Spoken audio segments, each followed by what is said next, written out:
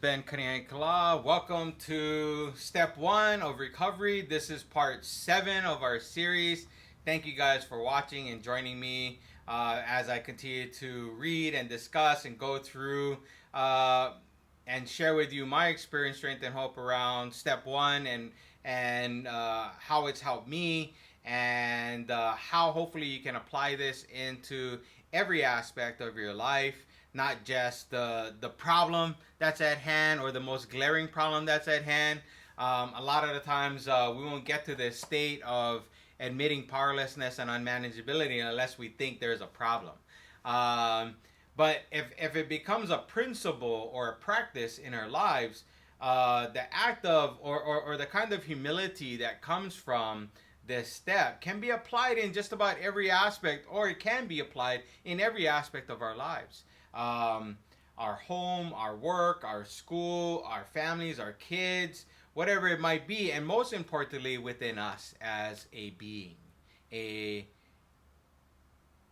Rather than being a human, and this is one of the things that I've also learned too, is that as a human being, I live in the world as a human. I'm impacted by culture, society, the communities, all that kind of stuff of the world, material things, form. And the being is something that's within, something that's connected to my higher power. And I believe that my being is within me. It's just that I am so caught up with the human side of things that I don't spend enough time connecting to my being. You know, and it should be flipped. It should be, I need to be more being human rather than a human being. So I need to bring the being in the forefront, and as I do that, and as I surrender into the being, that my human becomes better. That my quality of life in the world becomes better, because I've switched it around to where I've put my being or my higher power or my practice of this step that we're reading and making that the foundation of my world, both externally and internally. So becoming a being human, or to be human, rather than a human being. If I hope that makes sense for all of you. But I just wanted to share that, and I'm gonna continue on in this part 7 on the next paragraph on page 21, where it goes into, we know that little good can come to anybody who joins the program or asks for help unless he has first accepted his devastating weakness and all its consequences. Until he so humbles himself, his recovery or sobriety, if any, will be precarious. Of real happiness, he will find none at all. Proved beyond doubt by an immense experience, this is one of the facts of this way of life. The principle that we shall find no enduring strength until we first admit complete defeat is the main taproot from which our whole life and society has sprung and flowered. It is at this place where, unless we can get to this place of humility and humbleness and accepting our devastating weakness and consequences, I'll just continue to get the same results that I've always gotten, which is the meaning of insanity. Doing the same thing over and over again, expecting different results. You know? And it just goes into say, of real happiness, I will find none at all. And based off of my thinking and my experience, I've only gotten negative results. I've only gotten mostly bad results. You know, and when there's good results, I'm like, oh yeah, okay, see, I'm doing better. But in reality, my thinking hasn't changed. Just because I'm doing something a little better doesn't mean that my thinking has changed. It's always there. You know, and it's so easy for me to resort back to that. And use those good moments as going, see, life is better now, right? I can stop doing, I don't need to admit complete defeat or admit powerlessness or unmanageability. I'm all good. Look, there was a good thing that happened. One good thing that happened. And then I just stopped doing everything, you know, that this step is asking me to do. When in actuality, that good thing might have come because of my surrender, you know? And when I connect more to my higher power, to my being, and I bring that presence into everything that I do, what I've noticed is like what this is saying, things have sprung and flowered, or things get better. There was a saying that my sponsor had told me when I first got sober 30 years ago. I was at a meeting and he said, I want you to go and think and meditate on this saying. The good is the enemy of the better. And I was like, what the heck is he talking about? The good is the enemy of the better. And that has evolved for me over the years, but it's still a saying, a slogan that I use today, that no matter where or what's going on, that when things get good, I always look for the better. And not in the worldly things. I'm not talking in getting a better car, a better house, a better this, a better that.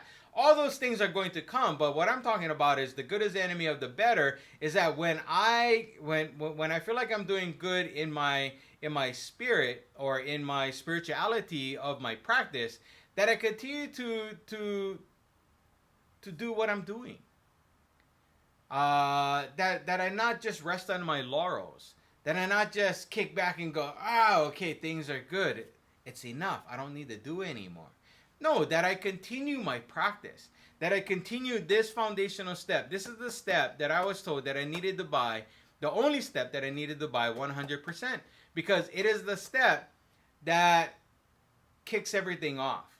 Without this humility, without this humbleness, without this surrender, without this yielding that this step is requiring, I'm still running the show. I am still going to do what Ben wants to do, and it's not going to end well. And I know this throughout my sobriety, that every time I take and play God and take my will back, I create problems for myself. Even the smallest of problems for myself. It doesn't even have to be a big thing. I've had some big things happen in my sobriety because I was running the show. And that's how I've learned throughout my sobriety, my 31 years, is through those experiences. And what I've come to find out is that I didn't have to put myself through all of that.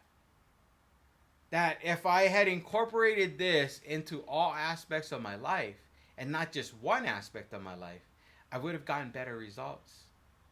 So I share with you my experience, and in hopes that you don't have to go through what I've gone through. But just as the program says, sometimes we alcoholic drug addicts, or just humans, we go to extremes, extreme pain and suffering to extreme love. It's like we just swing from one to the other. That we don't have to go through a lot of pain and suffering. Although that could be a motivating factor for us in surrendering, that level of pain and suffering doesn't have to be so drastic and so big. That it could just be the identification of pain and suffering in sobriety can just be a little disturbance. There's a saying in step 10 about that is a spiritual axiom that anytime I am disturbed, I am in the wrong. So it can be any level of disturbance. What that saying to me is saying is that any disturbance, I am in self-centeredness. I am in ego. I am running the show, and my God, and I'm playing God. And my higher power and my being is no longer there. So it's a spiritual axiom that anytime there's any disturbance of any kind, big or small, that I am in the wrong. That there is self-centeredness and ego, and I'm in psychological time of the past and the future, and I'm running the show. My God isn't running the show. My higher power isn't running the show. My being isn't running the show. My presence isn't running the show. I am. And that's where a lot of my problems come in. Is when I start pointing the finger at you, and it's because of the world, and it's because of the boss, and it's because of the wife or the husband, it's because of the kids, it's because of where I live, it's because of this, that. Anytime I'm pointing the finger outside of me, I'm expecting that outside situation to work out the way that I want it to work out. So it's always about I, me. And that's why self-centeredness is the root of our problems, because I am always thinking And every decision that I make and everything that I'm thinking about is always around me. And what this step is saying, that when I admit powerlessness and unmanageability and I surrender, it doesn't. It's not about me. It's about letting go of that self-centeredness and that ego. And it's not about me. That it's about me bringing in my higher power, me bringing in the presence, me doing the basics of the program, and making that more important than what's going on in the world or what's outside of me. You know, if I am not the problem, there is no solution. Because I can't make somebody do something. The only person that I have control over is me. That's it. So why am I focused on you or anything else? I'm wasting time and energy doing that. So the quicker I can get to this place of surrender, the sooner I find peace, love, and joy. And peace, love, and joy isn't found in the world. Peace, love, and joy is found within the presence of my higher power or my being, whatever that might be for you. That's where true peace, love, and joy is found, is in that. And if I get that of the world, that's great. I feel peace, love, and joy in the world. But that's not where I put all my apples, is in me finding peace, love, and joy in the world. I find it within. I find it in the being. I find it in the higher power. And if I operate that way and I surrender the way this step is saying that I need to surrender, I get that peace, love, and joy. So I hope this was helpful for you. This is part 7. Looking forward to continuing this process and sharing these videos with you. I hope you have a great day. Mahalo.